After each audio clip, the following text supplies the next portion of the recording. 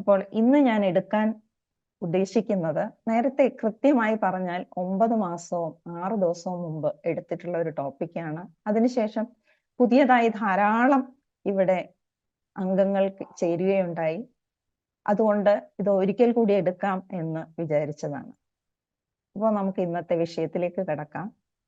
ഇന്നത്തെ വിഷയം പ്രോക്രാസ്റ്റിനേഷൻ എന്നുള്ളതാണ്. അപ്പോൾ ഈ വിഷയം എല്ലാവർക്കും സുപരിചിതമാണ് അല്ലേ? എന്താണ് പ്രോക്രാസ്റ്റിനേഷൻ? അതിനു മുൻപ് നമുക്കൊരു കോട്ട് പരിശോധിക്കാം. My advice is to never do tomorrow what you can do today. Procrastination is the thief of time. Charles ഡിക്കൻസിന്റെ ഒരു ഫേമസ് കോട്ടാണ്. അദ്ദേഹം പറയുന്നു, ഒരിക്കലും ഇന്ന് ചെയ്യാവുന്ന കാര്യങ്ങൾ നാളേക്ക് മാറ്റിവെക്കരുത്. കാരണം ഈ നീട്ടിവെക്കൽ പ്രക്രിയ സമയത്തിന്റെ ഒരു കള്ളനാണെന്നാണ് പറയുന്നത്. അപ്പൊ നമുക്ക് എന്താണ് ഈ പ്രോക്രാസ്റ്റിനേഷൻ ഒന്ന് പരിശോധിക്കാം. Act of delaying or putting off until last minute or past deadline എന്നാണ്. അതായത് സമയം കഴിഞ്ഞു എന്നിട്ടും നമ്മൾ അത് ചെയ്യാതിരിക്കുന്നു, അല്ലെങ്കിൽ അവസാന നിമിഷം വരെ ചെയ്യാതെ നീട്ടിവെക്കുന്ന ഈ പ്രക്രിയക്കാണ് നമ്മൾ ഈ പ്രോക്രാസ്റ്റിനേഷൻ എന്നുകൊണ്ട് ഉദ്ദേശിക്കുന്നത്. ഈ വാക്ക് ഒരു ലാറ്റിൻ പദത്തിൽ നിന്നാണ് വന്നത്. പ്രോക്രാസ്റ്റിനെയർ എന്ന് പറഞ്ഞാൽ അതിന്റെ വാച്യാർത്ഥം ഡിഫേർഡ് അൺടിൽ ടുമോറോ, നാളെ വരെ നീട്ടിവെക്കുക എന്നുള്ളതാണ്. അപ്പോൾ ഇതിനെക്കുറിച്ച് പല ഗവേഷണങ്ങളും നടന്നിട്ടുണ്ട് കേട്ടോ. അപ്പോൾ ഒരു അമേരിക്കൻ സൈക്കോളജിസ്റ്റ് പറയുന്നു, പിയേഴ്സ് സ്റ്റീൽ എന്നാണ് അദ്ദേഹത്തിന്റെ പേര്. അദ്ദേഹം പറയുന്നു 95% ആളുകൾക്കും, അമേരിക്കയിലുള്ള 95% ആളുകളും ചെറിയ തോതിലെങ്കിലും ഈ നീട്ടിവെക്കൽ പ്രക്രിയ ചെയ്യുന്നുണ്ട് എന്നാണ് പറയപ്പെടുന്നത്. അപ്പോൾ നമുക്കൊരു സംശയം ഉണ്ടായേക്കാം, ഈ പ്രോക്രാസ്റ്റിനേഷനും ലേസിനെസ്സും ഒന്നാണോ? അതായത് മടി, കാര്യങ്ങൾ ചെയ്യാനുള്ള മടിയും അല്ലെങ്കിൽ ഈ നീട്ടിവെക്കലും ഒന്നാണോ എന്ന് സ്വാഭാവികമായൊരു സംശയം ഉണ്ടാകാം.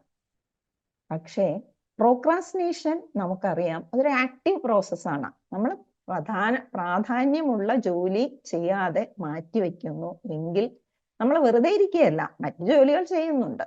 അപ്പോൾ choose to do something else which is an active process എന്നാണ് പ്രോക്രാസ്റ്റിനേഷനെ കുറിച്ച് പറയുന്നത്. എന്നാൽ ലേസിനെസ് ആവട്ടെ, അതൊരു പാസീവ് പ്രോസസ്സാണ്. നമുക്ക് ഒന്നും ചെയ്യാൻ കഴിയില്ല, വെറുതെ ഇരിക്കുന്നതാണ് ഇഷ്ടം, അതാണ് ലേസിനെസ് അല്ലേ? അപ്പൊ ലേസിനെസ്സും പ്രോക്രാസ്റ്റിനേഷനും രണ്ടാണ്. ഓക്കെ, ഇനി നമുക്ക് ഇതിന്റെ പ്രത്യാഘാതങ്ങൾ, ഇമ്പാക്റ്റുകൾ എന്തൊക്കെയാണെന്ന് നോക്കാം.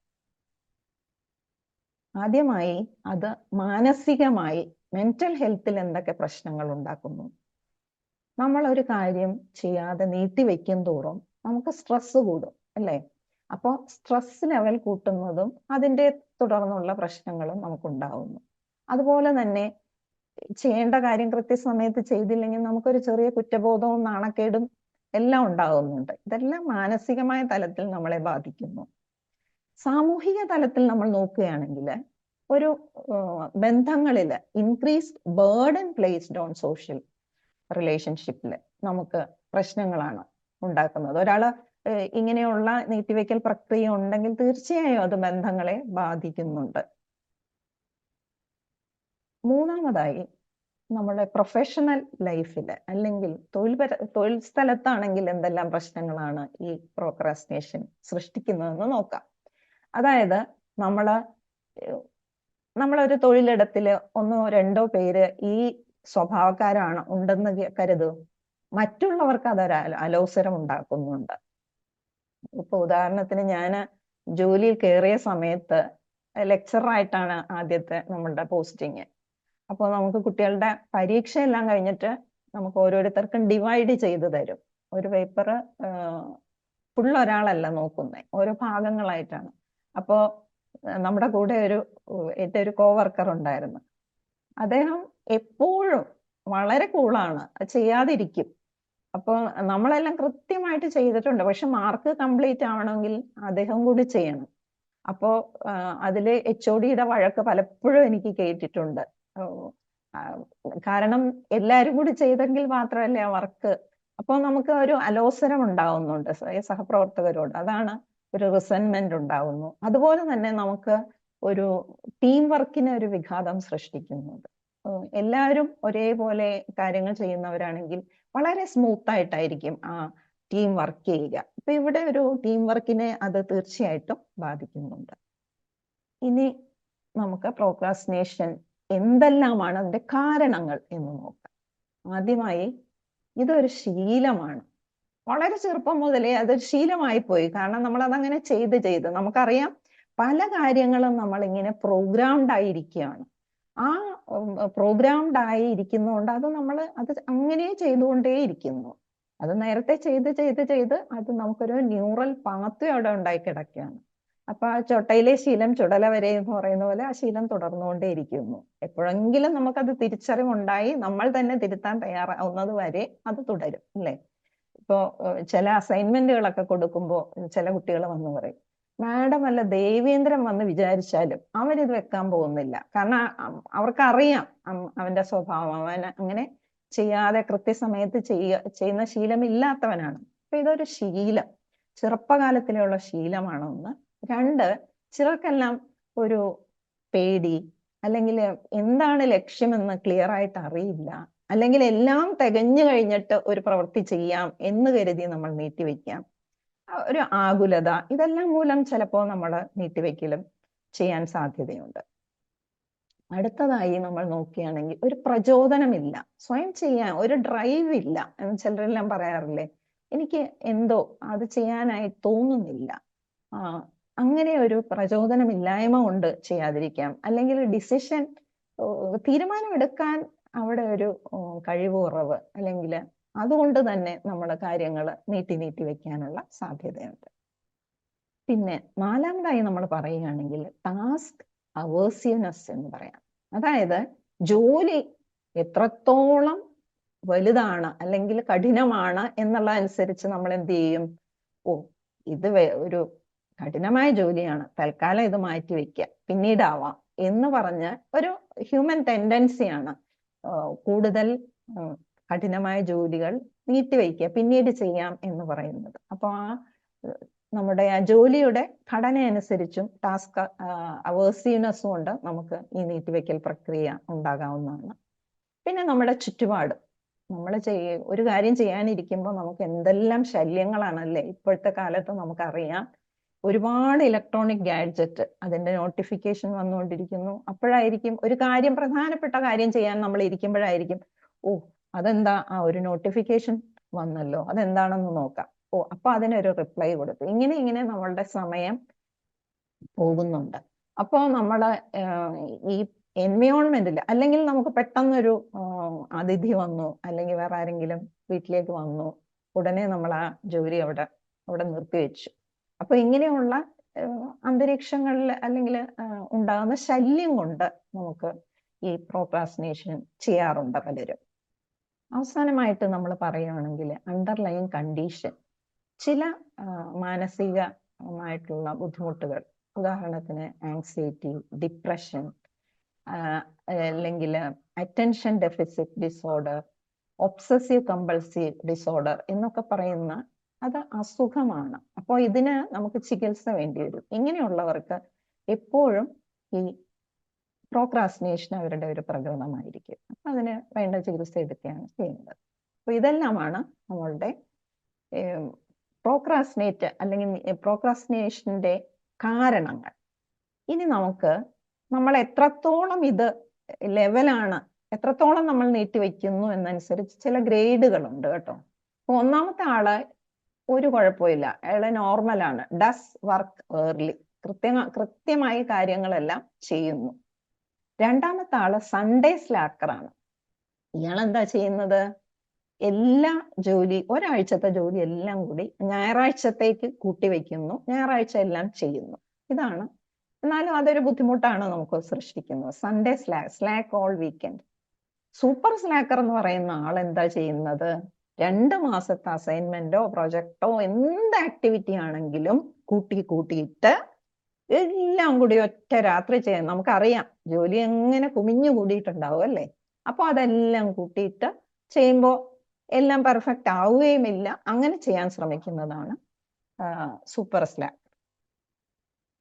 അടുത്തതായി മാസ്റ്റർ പ്രോക്രാസ്റ്റിനേറ്റർ ആണ്. ഇദ്ദേഹം എന്താണ്, വളരെ കൂളാണ്.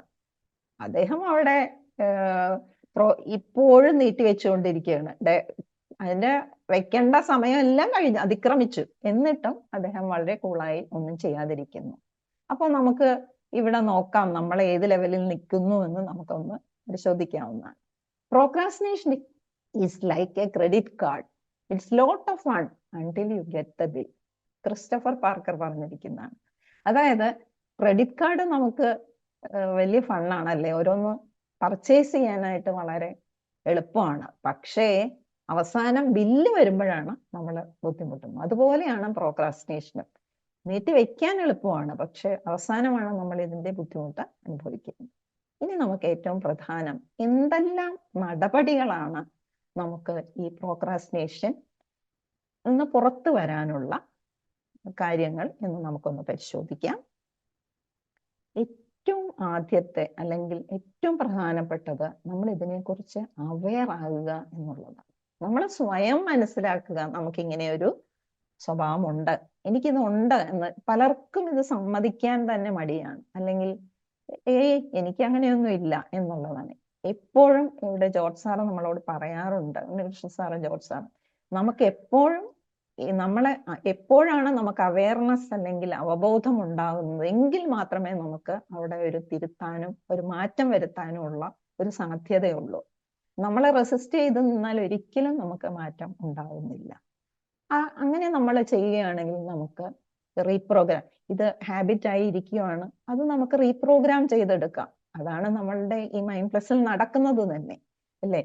ഓരോ ദിവസവും നമ്മൾ ഓരോ തിരിച്ചറിവിന്റെ പാഠങ്ങൾ മനസ്സിലാക്കി അതിനുള്ള നടപടി എടുക്കാനുള്ള തീരുമാനമെടുത്ത് അതിലേക്ക് നമ്മൾ പതുക്കെ പതുക്കെ ഓരോ സ്റ്റെപ്പുകൾ ചെയ്യുമ്പോൾ അവിടെ ഒരു പുതിയ ന്യൂറൽ പാത്വേ ആണ് നമ്മൾ ഉണ്ടാക്കുന്നത്. അങ്ങനെയാണ് നമ്മൾ നമ്മുടെ മൈൻഡ് റീപ്രോഗ്രാം ചെയ്തെടുക്കുന്നത്. അടുത്ത സ്റ്റെപ്പ് എന്ന് നമ്മൾ പറഞ്ഞു അന്തരീക്ഷത്തിലുള്ള പ്രശ്നങ്ങളാണ്. പലപ്പോഴും മറ്റ് ശല്യങ്ങളായിരിക്കാം നമ്മളെ പ്രോക്രാസ്റ്റിനേഷൻ. അപ്പൊ നമ്മൾ ഒരു ജോലി ചെയ്യാനിരിക്കുമ്പോൾ ഇലക്ട്രോണിക് ഗാഡ്ജറ്റുകളൊക്കെ ഒന്നല്ലെങ്കിൽ ഓഫ് ചെയ്ത് വെക്കുക, അതെല്ലാം മാറ്റി വെക്കുക നമ്മളുടെ ജോലി ചെയ്യുന്ന സ്ഥലത്തുനിന്ന്. അല്ലെങ്കിൽ ഇപ്പൊ നമുക്ക് വീട്ടിലാണെങ്കിൽ നമുക്ക് പറയാം, അയ്യോ എന്നെ ശല്യപ്പെടുത്തല്ലേ, ഞാനൊരു പ്രധാനപ്പെട്ട ജോലി ചെയ്യുകയാണ്, കുറച്ച് സമയം എടുക്കും, ആരും എന്നെ ശല്യപ്പെടുത്തരുത്, ഞാനിവിടെ മുറി അടച്ചിരുന്ന് ഒരു കാര്യം ചെയ്യുകയാണ്. അങ്ങനെ നമുക്ക് ഈ എങ്ങനെയും നമ്മളുടെ ചുറ്റുപാട് ഉള്ള ശല്യങ്ങളെ നമുക്ക് മിനിമൈസ് ചെയ്യാൻ സാധിക്കും. അടുത്തതായി ഒരു പ്രായോഗികമായ ഒരു ആക്ഷൻ പ്ലാൻ ഉണ്ടാക്കുക എന്നുള്ളത്. നമുക്ക് ചെയ്യേണ്ട കാര്യങ്ങൾ, ഇമ്പോർട്ടൻറ്റും അർജന്റും ആയിട്ടുള്ള കാര്യങ്ങൾ പലതും ഉണ്ടാവും, അല്ലേ? അത് ക്രമമായി നമ്മൾ എഴുതി വെക്കുകയാണെങ്കിൽ നമുക്ക് ഓരോ ജോലികൾ ചെയ്യുമ്പോൾ അത് നമുക്ക് ടിക്കിട്ട് പോകാം. അതുകൊണ്ട് തന്നെ നമുക്ക് ഏതാണ് പ്രധാനപ്പെട്ട ജോലി എന്ന് പെട്ടെന്ന് അറിയാനും സാധിക്കും. അത് ചെയ്യാനുണ്ടല്ലോ എന്ന് ഈ ആക്ഷൻ പ്ലാൻ നമ്മളെ ഓർമ്മിപ്പിക്കും. ഇത് നമുക്ക് എപ്പോഴും ഉണ്ണികൃഷ്ണൻ സാർ എടുക്കുന്ന ഒരു വിഷയമാണ്. ഇപ്പൊ കുറച്ചു നാളായി എടുത്തിട്ട്, പക്ഷെ എങ്ങനെയാണ് നമ്മൾ ആക്ഷൻ പ്ലാൻ ചെയ്ത് നമ്മൾ സക്സസ് ആവേണ്ടത് എന്ന് നമ്മൾ മൈൻഡ് പ്ലസിൽ തന്നെ പഠിക്കുന്നുണ്ട്. അപ്പൊ പ്രായോഗികമായിട്ട് നമുക്ക് ഒരു ആക്ഷൻ പ്ലാൻ തയ്യാറാക്കിക്കൊണ്ട് ഈ പ്രോക്രാസ്റ്റിനേഷനെ മറികടക്കാൻ സാധിക്കുന്നു. അടുത്തതായി നമുക്ക് പ്രചോദനമില്ലായ്മ കൊണ്ടാണെന്ന് പറഞ്ഞു. അപ്പൊ നമുക്ക് സ്വയം പ്രചോദനം ഉണ്ടാക്കാനായിട്ടുള്ള നടപടികൾ സ്വീകരിക്കാം. ഇനി അങ്ങനെ നമുക്ക് സ്വയമായിട്ട് പ്രചോദിപ്പിക്കാൻ സാധിക്കുന്നില്ല എങ്കിൽ നമുക്ക് അതിനുള്ള റിസോഴ്സുകൾ ഇവിടെ ലഭ്യമാണല്ലേ. ഇപ്പൊ ഇവിടെ തന്നെ നമ്മുടെ മൈൻഡ് പ്ലസിലെ ആദർശ ഒരു ഗ്രൂപ്പൊക്കെ ഉണ്ടാക്കി എങ്ങനെയാണ് മറ്റുള്ളവരെ പ്രചോദിപ്പിക്കേണ്ടത് എന്ന്. പലരും അതില് ചേരുമ്പോൾ ഒരു അക്കൗണ്ടബിലിറ്റി ഉണ്ട്. അപ്പോൾ നമ്മൾ തീർച്ചയായിട്ടും കാര്യങ്ങൾ നീട്ടിവെക്കാതെ ചെയ്യാനായിട്ട് എല്ലാവരും മോട്ടിവേറ്റഡ് ആയിരുന്നു. അപ്പോൾ അങ്ങനെ നമുക്ക് ഒന്നില്ലെങ്കിൽ നമ്മൾ സ്വയം അതിനുവേണ്ട നടപടി എടുക്കുക, അല്ലെങ്കിൽ നമുക്ക് ഗ്രൂപ്പുകളിൽ കൂടി നമുക്ക് അതിലേക്ക് എത്തിച്ചേരാവുന്നതാണ്. അവസാനമായി നമുക്ക് പ്രൊഫഷണൽ ഹെൽപ്പ് വേണമെങ്കിൽ സ്വീകരിക്കാവുന്നതാണ്. നമുക്ക് ഡിസിഷൻ മേക്കിംഗ് അറിയില്ല, അല്ലെങ്കിൽ ഗോൾസ് എന്താണെന്ന് ക്ലിയർ ആയിട്ട് അറിയില്ല, നമുക്കൊരു സൈക്കോളജിസ്റ്റിന്റെ സഹായം തേടാവുന്നതാണ്. അതല്ലെങ്കിൽ നമുക്കൊരു അണ്ടർലൈൻ കണ്ടീഷൻ ഉണ്ട്, OCD പോലെ ഡിപ്രഷൻ പോലെയൊക്കെ ഉണ്ടെങ്കിൽ നമ്മളൊരു സൈക്കിയാട്രിസ്റ്റിന്റെ സഹായത്തോടെ അങ്ങനെ ഒരു പ്രൊഫഷണൽ ഹെൽപ്പ് എടുത്തുകൊണ്ട് നമുക്ക് അണ്ടർലൈൻ ആയിട്ടുള്ള കണ്ടീഷൻസ് എല്ലാം നമുക്ക് ട്രീറ്റ് ചെയ്ത് ശരിയാക്കാവുന്നതേ ഉള്ളൂ. സഹായം തേടുക എന്നുള്ളതാണ്.